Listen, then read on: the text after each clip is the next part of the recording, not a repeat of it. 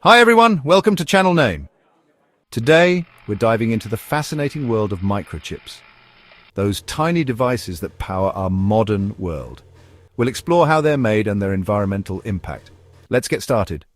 Globally, we produce more than 1 trillion computer chips every year. That's a mind-boggling number. It means that about 20 trillion transistors are built every second. But how do we manage to create so many intricate devices so quickly? Let's find out. The magic happens in fewer than 500 fabrication plants worldwide.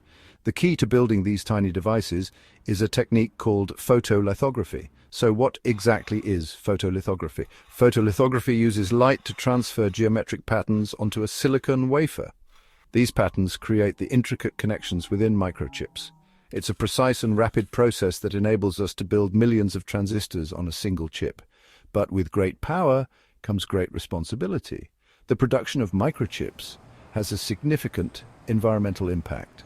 From the energy consumed in fabrication plants to the chemicals used in the process, it's important to consider the sustainability of this industry.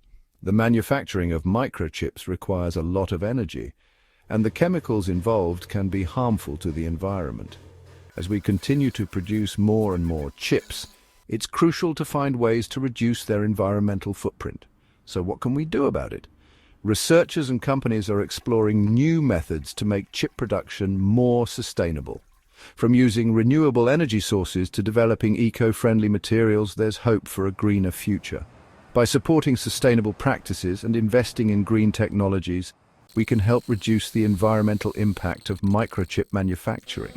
Thank you for joining us on this journey into the world of microchips.